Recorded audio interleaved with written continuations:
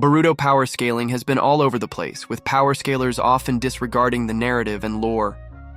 There's been an epidemic of taking random events and extrapolating that across the board with chain scaling and biased agenda pushing, clouded by power scaling of poorly written series, where someone with larger quantity of energy can rarely be damaged with someone who has less of it.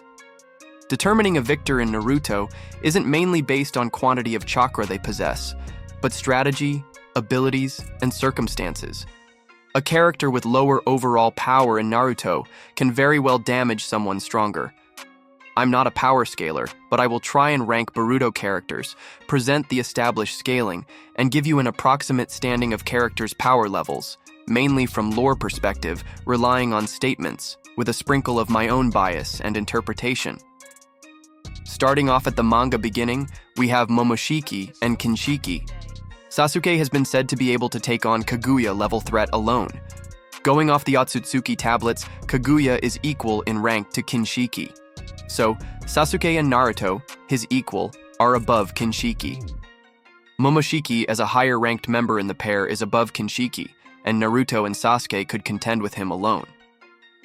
The first dilemma comes from fused Momoshiki.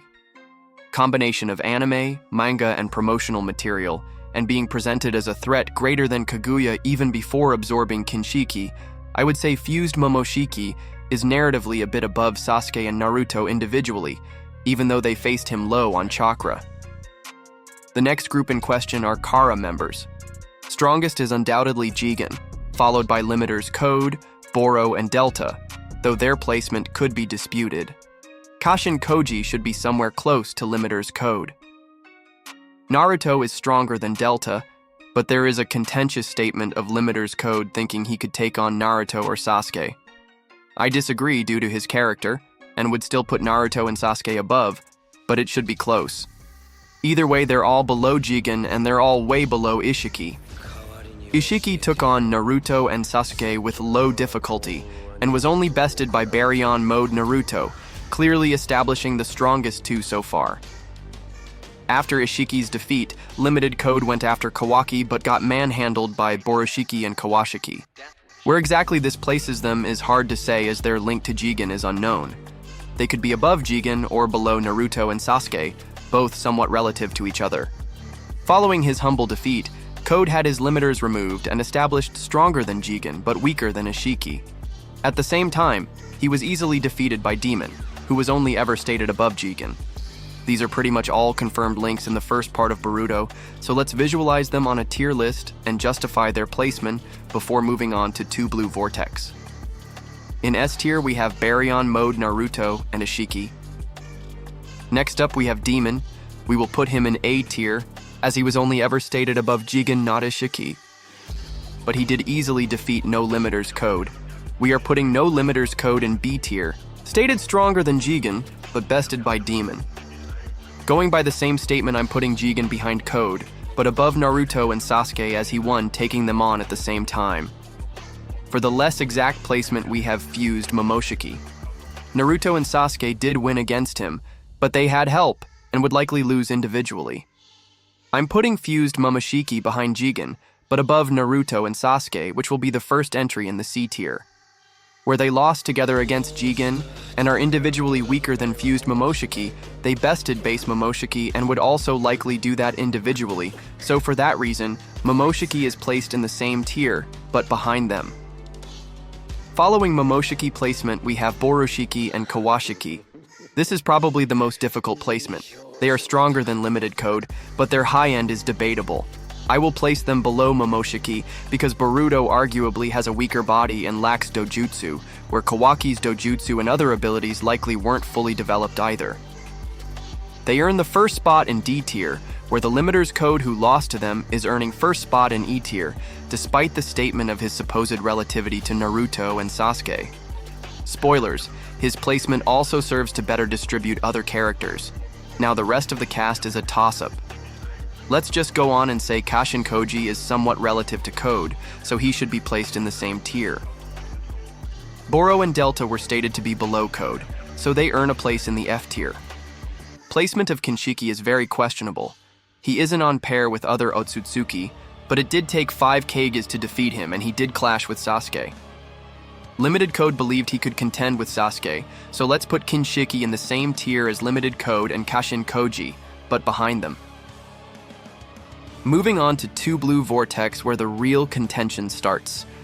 We have a lot of missing links, mostly in relationship to Jigen and Ishiki, which are, in my opinion, keys to accurately establish power levels. The clear links we have so far is that Boruto is above No Limiters Code following his defeat, but below Jura if we go by Kashin Koji's statement. Boruto's and Mitsuki conversation put No Limiters Code above Kawaki and Kawaki above Mitsuki. The biggest issue are the Shinju, aside from Jura, because they simultaneously have lots of feats and anti-feats. Jura is the strongest of them, so I will consider him separately. For others, I believe the order goes Hidari, Ryu, Matsuri, Mamushi. To simplify this, I will just use them as one entry, Shinju. We don't know how strong Shinju are in relationship to No Limiters Code, and there's a lot of arguments for both sides, but I think it's fair to say they are close in power, but individually weaker than Boruto, as he did quite well against all of them combined as well as against Hidari. While Shinju, like Matsuri, did make fun of Code, and Ryu made him show his pathetic side, I still maintain that going maximum effort he should have an edge over them, aside from Jura, but for the sake of it, let's put them relative to each other. Given the latest chapter, Sarada might be on pair with some Shinju, but it's hard to say she's stronger than Kawaki.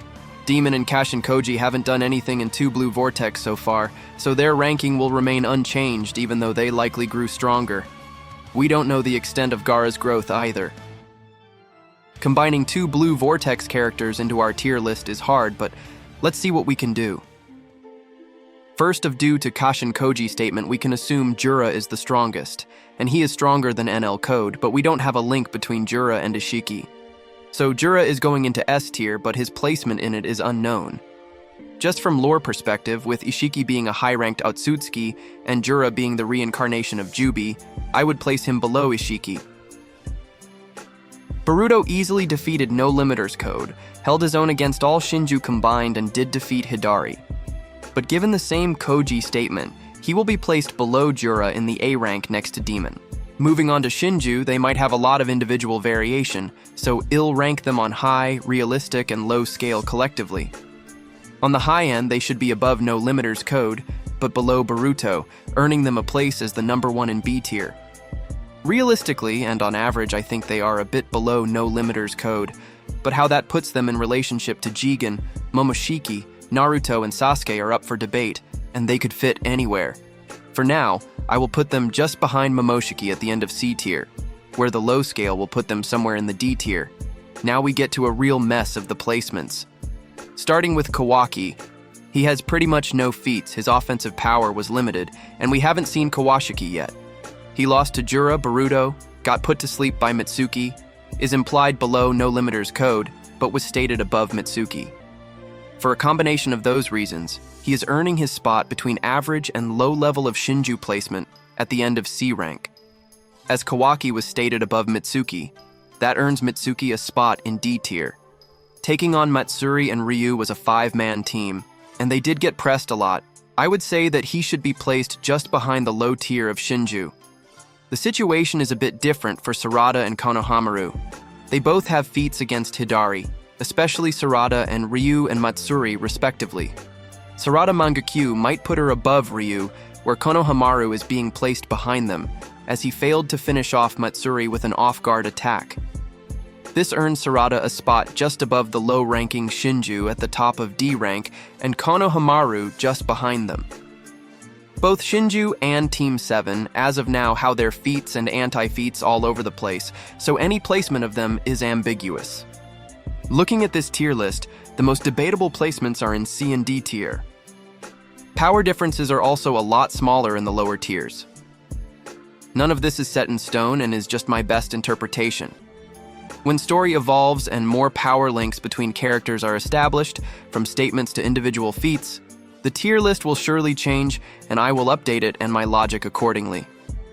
If you disagree with the tier list, let me know in the comments what you would change.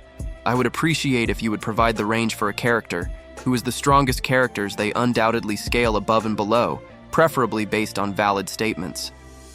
I hope I managed to make some sense of the Boruto power scaling. If I did, like, subscribe, and I'll see you in the next one.